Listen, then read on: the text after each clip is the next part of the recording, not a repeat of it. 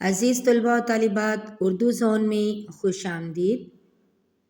جماعت نہم federal board کی کتاب جو کہ نیشنل بک فاؤنڈیشن کی کتاب ہے، یہ پنجاب اور فیڈرل ٹیکسٹ بورڈ کے مطابق ہے۔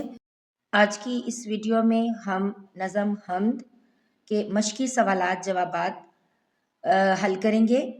سوال نمبر 1، درج ذیل اشعار پڑھ کر سوالات کے جوابات دیں۔ کوئی تو ہے جو نظام ہستی چلا رہا ہے، وہی خدا ہے۔ دکھائی بھی جو نہ دے، نظر بھی جو آ رہا ہے، وہی خدا ہے۔ تلاش اس کو نہ کر بتوں میں، وہ ہے بدلتی ہوئی رتوں میں۔ جو دن کو رات اور رات کو دن بنا رہا ہے، وہی خدا ہے۔ وہی ہے مشرق، وہی ہے مغرب، سفر کریں سب اسی کی جانب۔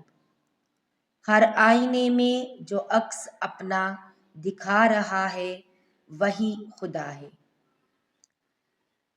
سوال یہ ہے کہ پہلے شعر میں شاعر نے اللہ تعالیٰ کی کون سی صفات بیان کی ہیں؟ پہلا سوال یعنی اللہ تعالیٰ نے، اس کو ہم پوائنٹس میں لکھ لیتے ہیں کہ اللہ تعالیٰ تمام کائنات کا خالق و مالک ہے، وہی ساری کائنات کا نظام منظم طریقے سے چلا رہا ہے۔ اللہ تعالیٰ بظاہر نظر نہیں آتا، لیکن کائنات کی ہر شے اللہ تعالیٰ کی موجودگی کا ثبوت ہے۔ ہر شے میں اللہ تعالیٰ کی قدرت کی نشانیاں ظاہر ہوتی ہیں، کیونکہ وہی ہر شے کا بنانے والا ہے۔ تو صفات کیا گئی؟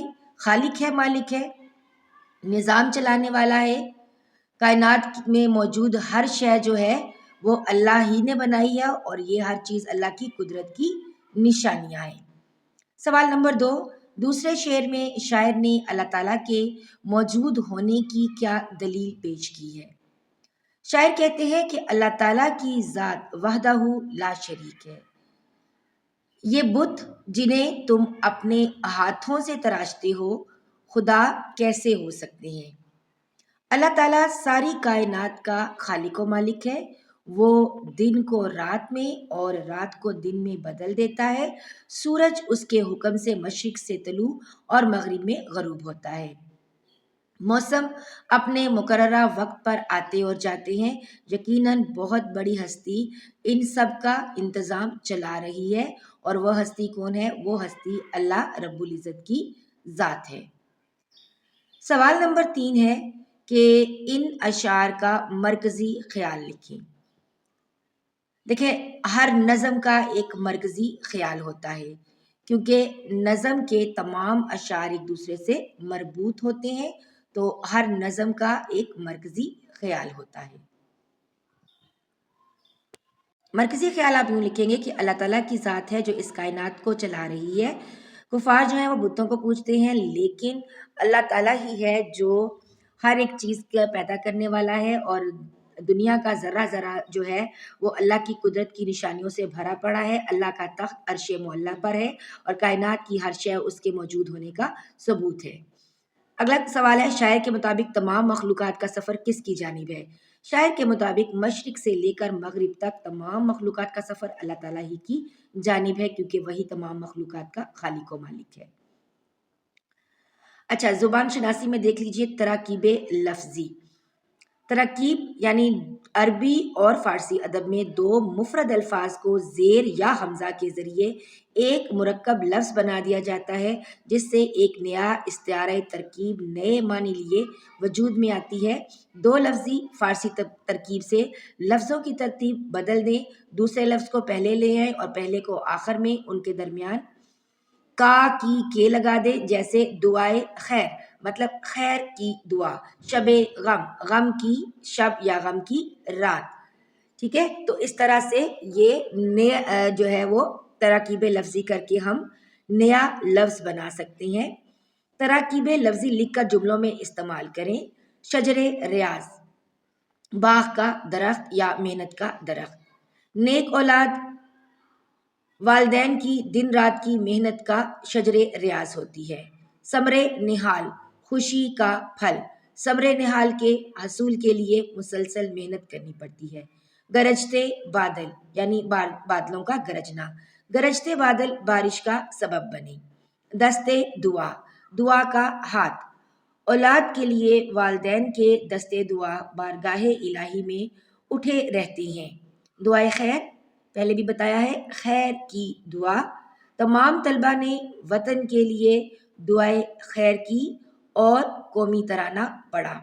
تو اگر آپ کو مرکب تراکیب دی جائیں یعنی تراکیب لفظی دی جائیں اور آپ سے کہا جائے کہ ان کو جملوں میں استعمال کریں تو اور ساتھ میں پہلے آپ نے ان کا میننگ جب لکھنا ہوگا تو یاد رکھیے جن لفظوں کے نیچے زیر آ رہی ہے یا ان کے اوپر حمزہ آ رہا ہے تو اگر تو وہ لفظ مذکر ہے تو کا لگے گا اور اگر وہ لفظ مؤنث ہے تو کی لگے گا۔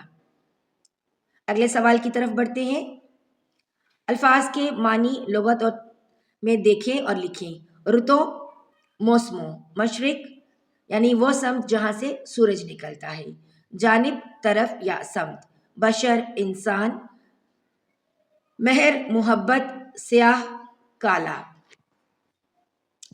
حمد کا مرکزی خیال، یہ ہم نے پہلے کر لیا کہ اللہ تعالیٰ اس کائنات کا نظام چلانے والا ہے اور انتظام کرنے والا ہے، اللہ اس کائنات کا خالق ہے، تمام اختیارات کا مالک ہے، ہر شے اس کے قبضہ قدرت میں ہے، وہ وحدہ لا شریک ہے، سمیع و علیم ہے، ہمارے تمام فیصلے اسی کی رضا کے تابع ہیں، ہماری نیتوں کو بھی جانتا ہے اور ہماری زندگی، ہماری تقدیر ہر شے کا مالک ہے۔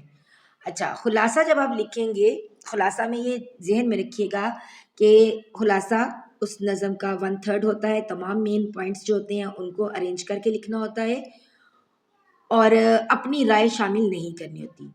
شاعر مظفر وارثی اللہ تعالیٰ کی ربوبیت بیان کرتے ہوئے کہتے ہیں کہ وہ خدا جو اس ساری کائنات کو تخلیق کرنے والا ہے، اس کا انتظام بڑے احسن طریقے سے چلا رہا ہے، وہ ہماری زندگی اور موت، ہماری تقدیر، ہر شے پر قادر ہے، دنیا کی ہر شے اس کی قدرت کا ثبوت دیتی ہے، کائنات میں موجود تمام چیزیں اس کی موجودگی کی گواہ ہیں، یقیناً ان تمام چیزوں کو بنانے والی ہستی بڑی ہی عظیم ہے، وہ مشرق و مغرب کا مالک ہے اور مختار کل ہے۔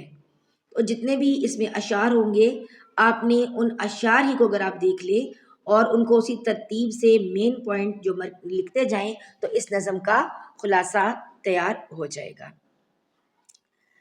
ٹھیک ہو گیا؟ تو بیٹا آج کی اس لیکچر میں ہم نے تمام مشکل جو سوالات تھے، مرکزی خیال بھی ہم نے جو ہے وہ لکھ لیا، خلاصہ بھی جان لیا، سوالات کے جوابات بھی تحریر کر لیے، اور گرامر کا جو کویسچن تھا کہ ہمارے پاس جو ہے مرکب تراکیب میں تراکیب لفظی جو ہے یعنی دو الفاظ کے نیچے جب زیر آ جائے گی فارسی، اچھا یہ ذہن میں رکھیے گا فارسی کے الفاظ کے ساتھ آپ عربی کا لفظ نہیں جوڑ سکتے، عربی کی مرکب تراکیب جو ہوں گی وہ عربی کے الفاظ کی عربی کے ساتھ ہوں گی اور فارسی کے الفاظ کی فارسی کے الفاظ کے ساتھ ہوں گی۔